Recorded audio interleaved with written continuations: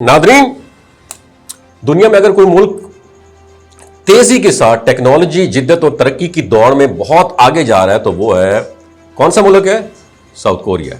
एक वक्त था जब मुल्क, ये वाला जो मुल्क है ना, मुआशी बहरानों से गुजर रहा था, मगर आज ये दुनिया की बहुत बड़ी टेक्नोलॉजी की इकोनॉमी शुमार होती है। इसकी सैमसंग, एलजी और होंडाई जैसी कंपनियां साउथ कोरिया की पहचान है और इसकी जीडीपी तकरीबन 1.8 ट्रिलियन डॉलर के करीब है और ये मुसलसल इंडस्ट्री 4.0, एआई, रोबोटिक्स और स्मार्ट मैन्युफैक्चरिंग में सरमायाकारी बढ़ा रहे हैं। और यही वजह है कि 2026 में पाकिस्तानी नौजवानों के लिए यहाँ अपॉर्चुनिटीज़ पहले से बहुत ज़्यादा अहम है।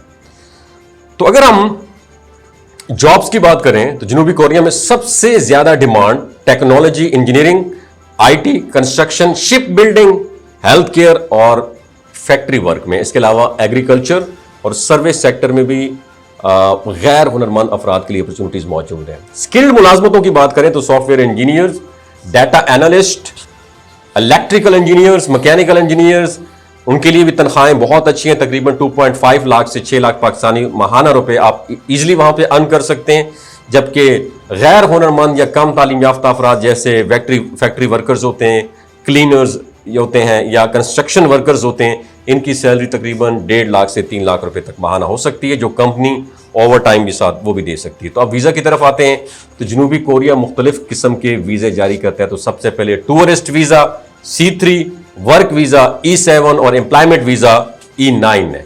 स्टूडेंट वीज़ा D2 है। Business visa, family reunion visa भी शामिल है और पाकिस्तानी अफराद के लिए आमतौर पर E9 वीज़ा, जिसे गैर हुनरमंद मुलाजमत के लिए, और E7 visa skilled job visa जो है ना, ये सबसे ज़्यादा अहम है।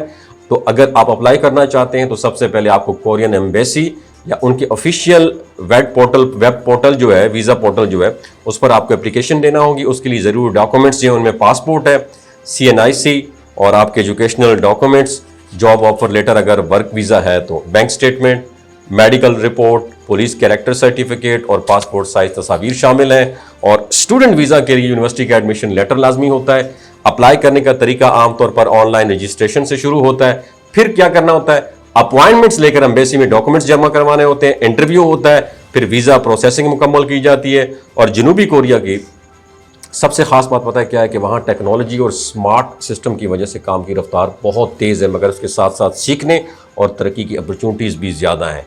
पाकिस्तानी वर्कर्स ख़ासतौर पर फैक्ट्री, शिपयार्ड्स, कंस्ट्रक्शन सेक्टर में बहुत बड़ी तादाद में वहाँ पे ऑलरेडी मौजूद हैं। तो अगर आप मज़ीद मालूमात या अप्लाई करने की ऑफिशियल वेबसाइट देखना चाहते हैं तो कोरिया इमिग्रेशन और वीज़ा पोर्टल जो है वो आपने जाना है। मैं आपको रिकमेंड कर देता हूँ visa.go.kr।